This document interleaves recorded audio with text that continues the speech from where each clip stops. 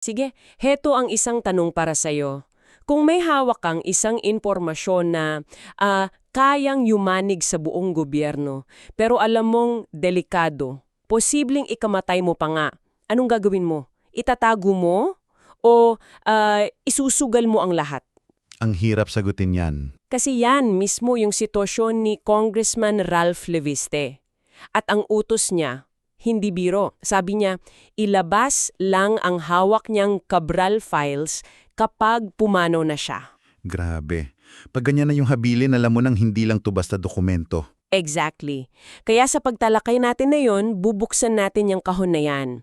Aalamin natin ano ba talaga ang laman ng Cabral files, bakit ito ganun kahalaga, at ano bang sinasabi nito tungkol sa bilyon-bilyong pisong pondo sa DPW.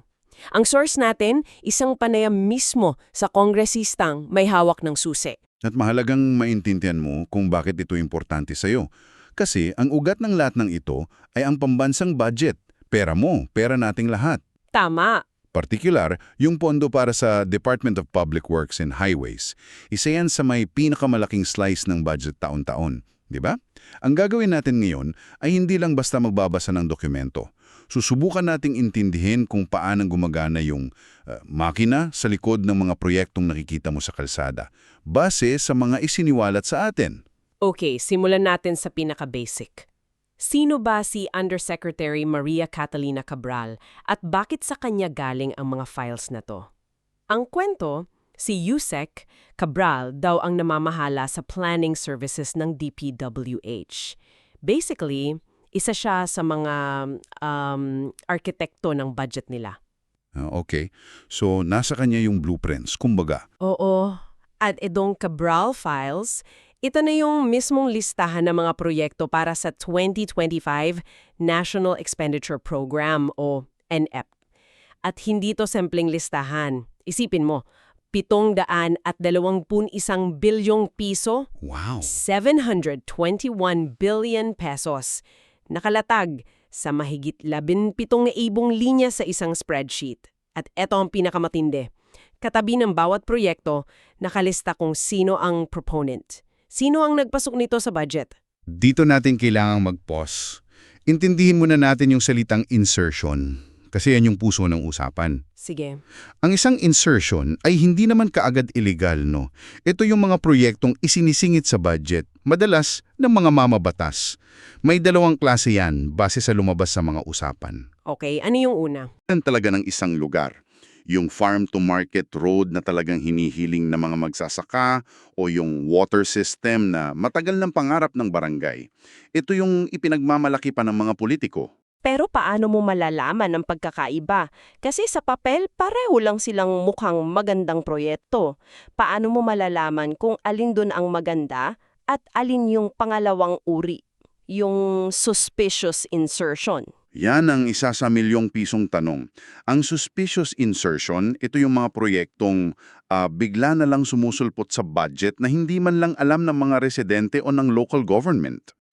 Yung walang consultation. Oo, o mas malala, yung mga proyektong lumalabas na ang proponent o yung politikong nagpasok nito ay may malapit na ugnayan pala sa kontraktor na mananalo ng bidding.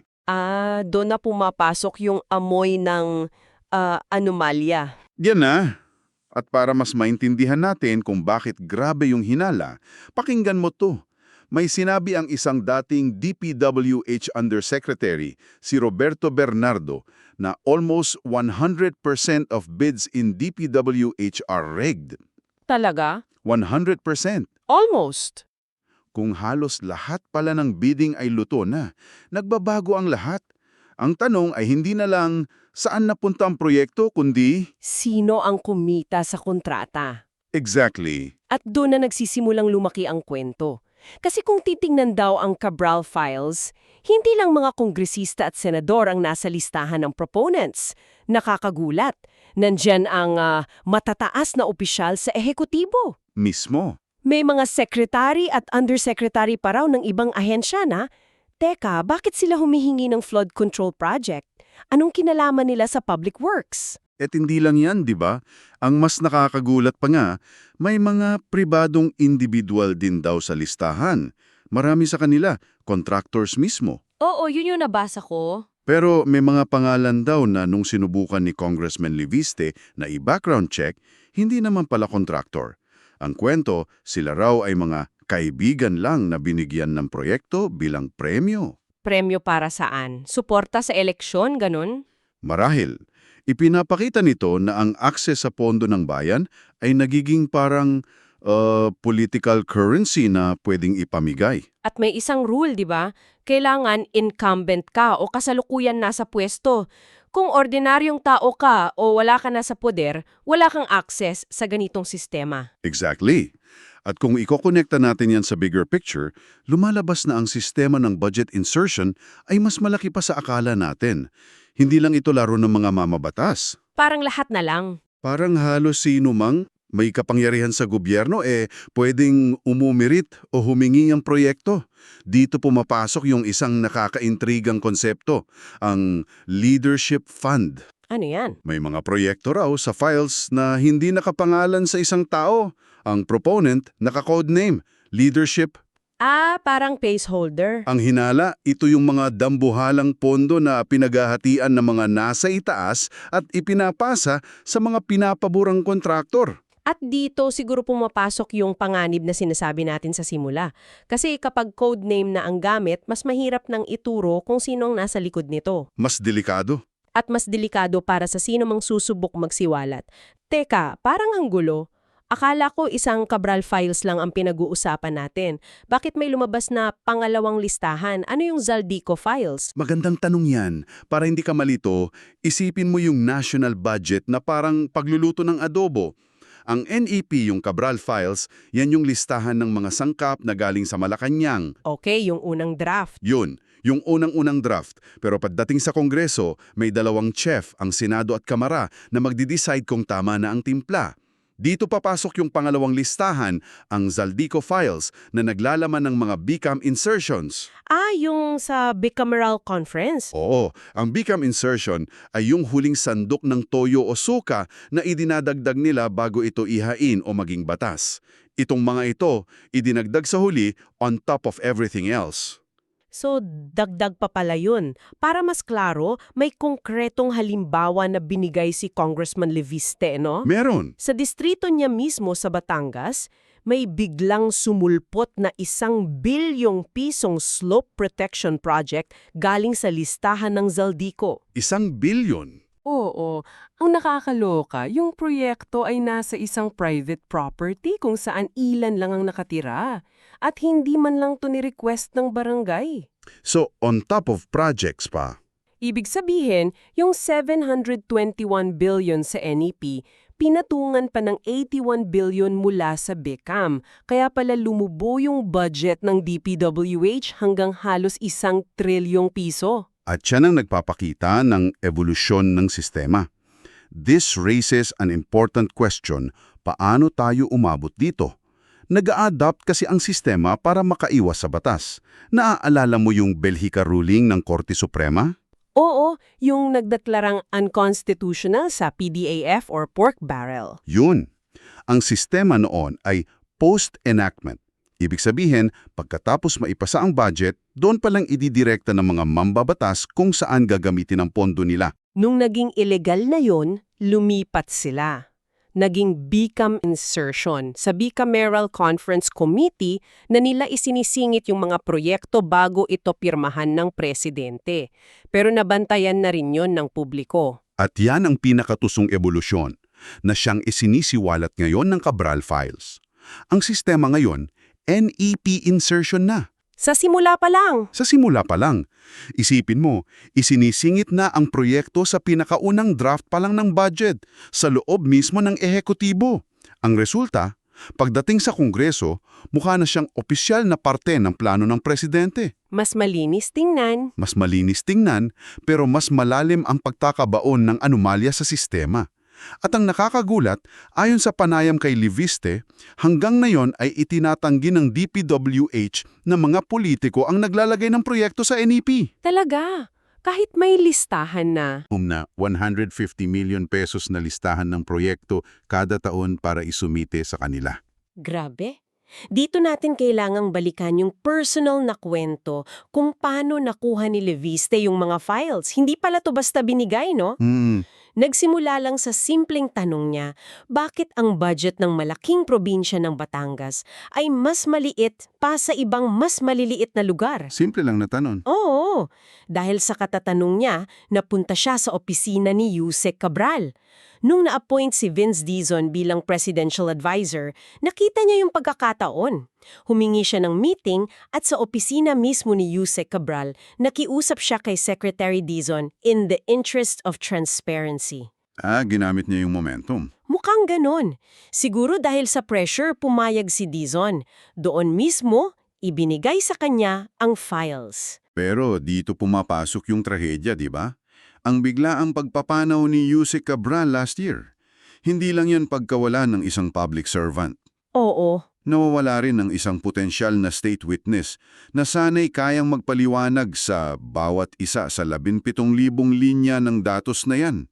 Siya sana ang makakapagturo sa mga nasa likod ng mga codenames at sa mga mas malalaki pang isda. At ang epekto niyan, ramdam pa rin. Ang mismong staff ni Yusek Cabral, mga ordinaryong empleyado lang yan, nasa ilalim daw ngayon ng matinding pressure. Nakakatakot yan. Isipin mo yung sitwasyon nila.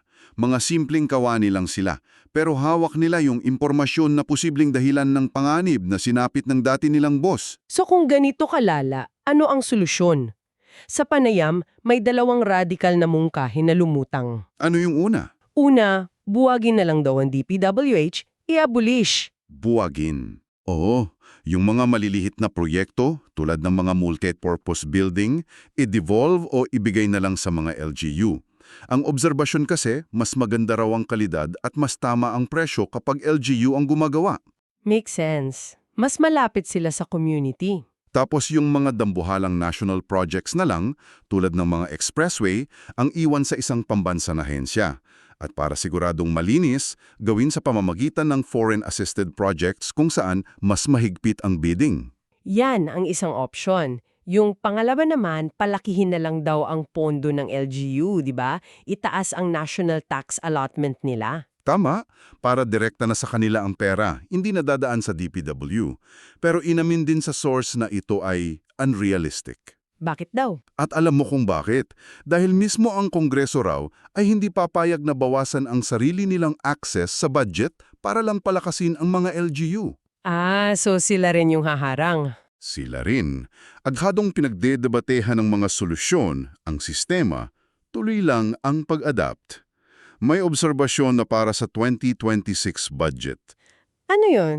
Dahil booking na o masyado ng bantay sarado ng publiko ang flood control projects, ang mga insertions daw ay lumilipat na sa ibang kategorya. Ang tinitingnan ngayon ay farm-to-market roads at yung medical assistance to indigent patients o MAIP. Naghahanap sila ng ibang butas? At may isa pang item na dapat daw bantayan, ang asphalt overlay. Kasing prone daw ito sa korupsyon dahil madaling dayain. Kung manipis ang pagka-aspalto, masisira agad. Ang solusyon, paulit-ulit na proyekto, paulit-ulit na pondo, taon-taon. Sa gitna ng lahat ng ito, bumabalik tayo sa napakabigat na habili ni Congressman Leviste. Sabi niya, at sisipiin ko, sisiguraduhin ko na balang araw lalabas ito. Pero kung pumanaw na ako, nagbigay po ako ng instruction na ilabas yung buong Cabral files. Isang pangako na nagpapakita kung gaano kalaki ang nakataya sa pagsisiwalat na ito. At dito ka namin iiwanan ng isang huling palisipan. Based sa mga isiniwalat, malinaw na ang problema ay hindi lang ilang tao. Ang kalaban dito ay isang buong sistema na nakabaon ng malalim sa burokrasya. Yung sistema mismo? Kung ganito kalala ang sitwasyon, sapat na ba ang paglalabas ng mga listahan at pagpapanagot sa ilang pangalan? O baka ang tanging solusyon na lang talaga ay yung radical na mungkahi? Buwagin ang isang buong ahensya at simulang muli mula sa wala. Para sa'yo, ano ang mas matimbang? Ang pag-asang posible pang ayusin ng isang sirang-sirang sistema o ang mapanganib ngunit marahil ay kinakailangang hakbang na itayo ito ng panibago?